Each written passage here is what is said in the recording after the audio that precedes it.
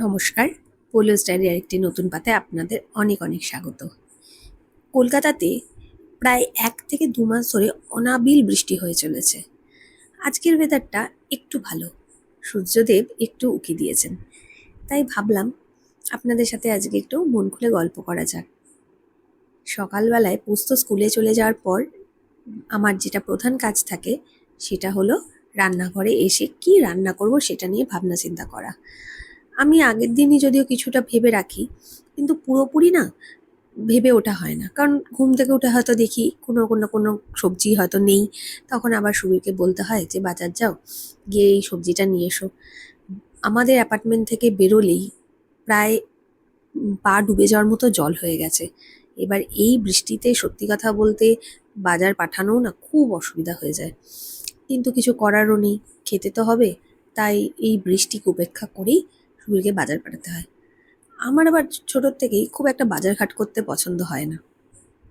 আমি একটু অন্য রকমের। এমনকি বিয়ের পর এই রান্না-বান্না করা, সংসার করা, সত্যি কথা বলতে আমাকে যারা ছোটো থেকে চেনেন, অনেকেই বলেন যে আমি অনেক চেঞ্জ হয়ে গেছি। কারণ আমার মধ্যে একটা সবসময় দস্যিপনা কাজ করতো। কোনো কিছুকে যেন জয় করে নেব এরকম দস্যিপনা। কিন্তু বিয়ের পর সেই মেয়েটাই দেখুন এখন সংসার করছে। পুরো সংসারই। কোথাও কোনো কাজের তাড়া নেই।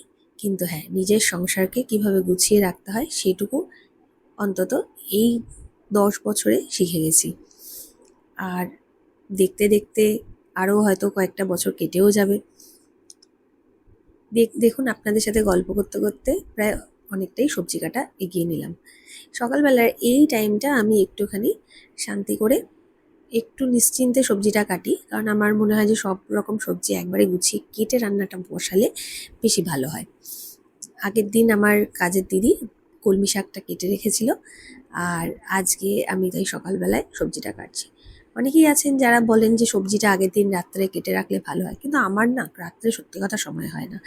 পোস্তকে পোড়ানো, পোস্তর অনেক রকমের অ্যাক্টিভিটিস থাকে, প্লাস আমার কিছু অ্যাক্টিভিটিস থাকে। এই নিয়ে বিকাল থেকে রাত অবধি কেটে যায়। তারপরে রাতের রান্না অবধি করাও আমার পক্ষে খুব চাপ হয়ে যায়। তাই চেষ্টা করি যতটা সম্ভব বেশি করে দুপুরেই রান্নাটা সেরে নেওয়ার। পোস্ত রাত্রে মাছের ঝোল ভাতটাই খেতে বেশি প্রেফার করে, বা ডাল ভাত, বা হয়তো কোনো দিন ডালিয়া।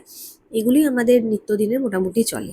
আর সুবীর তো রুটি খায়, তাই ওর একটা তরকারি হলেই হয়ে যায়। আমারও তাই, অত খাওয়ার কোনো ঝামেলা নেই।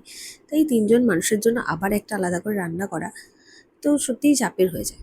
তবে একদম যে রান্না করি না তা নয়। কোনো দিন দরকার পড়লে তখন কিছু একটা করে নিই। যেমন কালকেই একটু সয়াবিনের তরকারি করতে হয়েছিল, তখন করে নিই। বা কোনোদিন পনির ভুর্জি করি। তো এই সবজি কাটতে কাটতে এই যে সময়টা না আমি একটু গান শুনি। খুব ভালো লাগে। বেশ পুরোনো দিনের গান যেগুলোকে একটু রিমিক্স করে বানানো হয়েছে, বা পুরোনো দিনেরই অরিজিনাল যে সংগুলো, এগুলো শুনতে বেশ ভালো লাগে। আপনাদের কার কার এরকম অভ্যাস আছে বলুন তো, যে সবজি কাটতে কাটতে গান শোনা? রান্না করার সময় আমি গানটা বন্ধ করে দিই, কারণ আমার চিমনি চলে এবং চিমনিতে প্রচণ্ড আওয়াজ হয়। তো এই জন্যই অনেকটা অল্প বয়সেই বিয়ে হয়েছে, যেটা এখনকার যুগে হয়তো কেউ ভাবতেও পারবে না।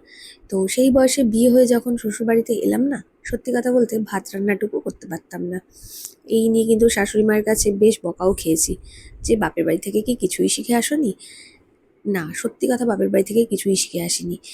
শ্বশুরবাড়িতে এসে মানে বলতে গেলে রীতিমতো ঠেকায় পড়ে আমি রান্নাবান্না শিখেছি, এবং এমনই রান্নাবান্না শিখেছি যে এখন আমার কর্তামশাই আবার আমার হাতের রান্না ছাড়া কারোর হাতের খেতেও পছন্দ করেন না।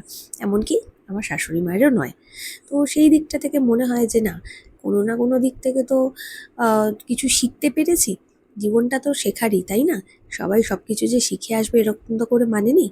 হ্যাঁ, মা-বাবা পড়াশোনা শিখিয়েছেন, আর শ্বশুরবাড়িতে এসে রান্নাবান্নাটা শিখে গেছি।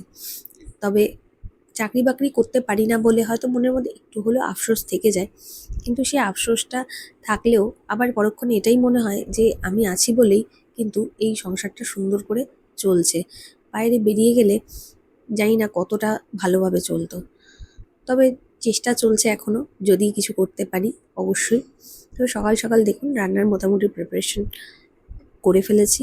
সবজিও অনেকটা কাটা হয়ে গেছে, এবং লাস্ট পজিশনে এসে এই কিছু আলু, পেঁয়াজ যেগুলো তরকারিতে দিতে হয় সেগুলো দিচ্ছি। আমি আবার ছোটোর থেকে বটিতে কাটতে পারি না, খুব বদভ্যাস বলতে পারেন। কারণ একবার ছোটোবেলায় পেয়ারা কাটতে গিয়ে আমার বাঁদিকের বুড়ো আঙুলটা কেটে গেছিলো ভীষণভাবে, এবং তারপর থেকে আমার না বটি ধরতেই ভয় লাগে। এখন পারি কিন্তু স্পিডে একদম পারি না। তাই অগত্যা বিয়ের পর থেকেই আমাকে এই চাকু আর চপার বটি কাটতে হয়। এবং সত্যি কথা বলতে আমি এতে এত ভালো কাটতে পারি যে মানে আমার মাও বলে যে তুই এত ভালো চপার বোর্ড আর চাকু নিয়ে কাটিস, তো আমরাও এত ভালো কাটতে পারি না। তো যাই হোক, মানুষ বলে না যে আস্তে আস্তে সব কিছু শিখে যায়। হ্যাঁ, আস্তে আস্তে অনেক কিছুই শিখে গেছি। বিয়ের পর শান্ত হওয়া, তারপরে একটু মাথা গরমটা অবশ্য বেড়েছে, কারণ অনেক কিছু অন্যায় হয়তো সহ্য করতে পারি না, সেগুলোকে বলে ফেলি। কিন্তু তার সত্ত্বেও এমন অনেক জিনিস আছে যেগুলো সময়ের সঙ্গে সঙ্গে নিজেকে মানে ম্যাচিউর করে যায়, এবং এই ম্যাচুরিটিটা আসা হয়তো প্রত্যেক মেয়েদের মধ্যেই দরকার, না হলে সংসারটা টিকে থাকবে না। সব কিছু বলে না মানিয়ে নিতে হয়, হ্যাঁ, অনেক কিছুই মানিয়ে নিয়েছি, আবার অনেক কিছুর কিন্তু প্রতিবাদও করেছি। সব কিছু যে মুখ বুজে সহ্য করব এটাও আবার নয়। আপনাদের মধ্যে কার কার শুনি এরকম একটু মানে আমার মতো সত্তা আছে, যারা প্রতিবাদও করেন আবার কিছু কিছু সময় মানিয়েও নেন। আমার মধ্যে ছোট থেকে একটা ডান পিঠে প্রকৃতির মেয়ে কিন্তু সবসময় লুকিয়েছিল। যে কাজগুলো হয়তো অন্য ছেলেরা করতে ভয় পেত, আমি হয়তো সেটাই সদর্পে করতাম এবং সেটা ভালোবাসতাম। কলেজে অনেকেই জানে যে আমি ভীষণ রকমের একটু সাহসিকতারই পরিচয় দিতাম সব কিছুতে। যেটা কাজ কেউ করতে চাইতো না, আমি হয়তো সবার আগে হাত তুলে দিতাম সেই কাজ করার জন্য। এখনও তাই, এখনও চেষ্টা করি যে নিজের মতো পোস্তকেও সেই রকম সাহসী করে তোলার। কিন্তু জানি না, পোস্ত মনে হয় ওর বাবার মতোই হয়েছে, অতটা চায় না যে সব কিছুতে চেষ্টা করতে। তো যাই হোক, সবাই নিজের মতো বাঁচতে তো ভালোবাসে। তো এই দেখুন আমার সকালবেলার প্রধান কাজ, এই যে সবজিগুলো কাটলাম, এইবার যেহেতু আমার ঘরে একজন সুগার পেশেন্ট, তার জন্য কিন্তু আমাকে এই যে আলু, পেঁপে, গাজর এগুলোকে সব ভালো করে জলে সিদ্ধ করতে হবে। আমি প্রেশার কুক করি না, কারণ প্রেশার কুক করলে এত গলে যায় না তরকারিতে, তারপর দিয়ে নাড়াচাড়া করা যায় না। তাই আমি এই কড়াইয়ের মধ্যেই নুন দিয়ে কিছুক্ষণ ভালো করে ফুটিয়ে নিই আলু, পেঁপে সমস্ত কিছু। এটা কিন্তু একটা তরকারির নয়, এটা দুটো তিনটে তরকারির আলু পেঁপে আছে। তো যাই হোক, দেখতে দেখতে এদিকেও জলটা ফুটে গেছে, ভাতের চালটা দিয়ে দেবো। এবং দেখুন, রুগের জন্য কিন্তু একটা উচ্ছে সেদ্ধ আগেই আমি দিয়ে দিয়েছি, এবং আমার জন্য আজকে একটা দিয়েছি। প্রত্যেক দিন না ভালো লাগে না যে একা একা রান্না করতে, কারণ সুবীর সকাল থেকে অফিস শুরু হয়ে যায়, ও টিফিন খাওয়ার সময়টুকুতে একটু কথা বলে, তারপরে আমাকে একা একাই নিজের মতো করে এই রান্না বান্না করতে হয় আর গান করতে হয়। প্রি স্কুলে দেখি একদিনের আগেকার একটু বাসি ভাত ছিল, তাহলে ভাবলাম কি করব। সুবীর আবার এই বাসি ভাতটা খুব একটা খেতে চায় না, আর গরমকাল হলে পান্তাই খেয়ে নিতাম, কিন্তু বৃষ্টির দিন তো একটু ঠান্ডা ঠান্ডা ওয়েদার ছিল, তাই ভাবলাম চলো আজকে একটু ভাত ভাজা করা যাক। ডিম যেহেতু আগেই সিদ্ধ করে রেখেছি ডিমের তরকারি করবো বলে, তাই আজকে আর ডিম ভাজলাম না। অন্য দিন না ডিম ভেজে দিলে এইটা দারুণ লাগে। আর ঘরে শুধুমাত্র গাজরই ছিল, ক্যাপসিকাম, বিনস কিচ্ছু ছিল না, তো একটু পেঁয়াজ কুচি করে গাজর কুচি করে এটা দিয়েই আজকে ভাত ভাজাটা করলাম। ভীষণ ভালো লাগে খেতে, মানে ছোটোবেলায় আমি তো এটাকেই পোলাও হিসেবে খেতাম। মানে তখন আমাদের তো এত পোলাও বা ফ্রাইড রাইসের ঘরে চল ছিল না। আমার কাছে বিশ্বাস করুন এটাই ছিল মানে অমৃত, আর আমি ছোটো থেকেই ভীষণ এটা খেতে ভালোবাসতাম, মাও বেশ এটা করে দিত। তো আপনারা কারা কারা এটা পছন্দ করেন অবশ্যই কিন্তু জানাবেন।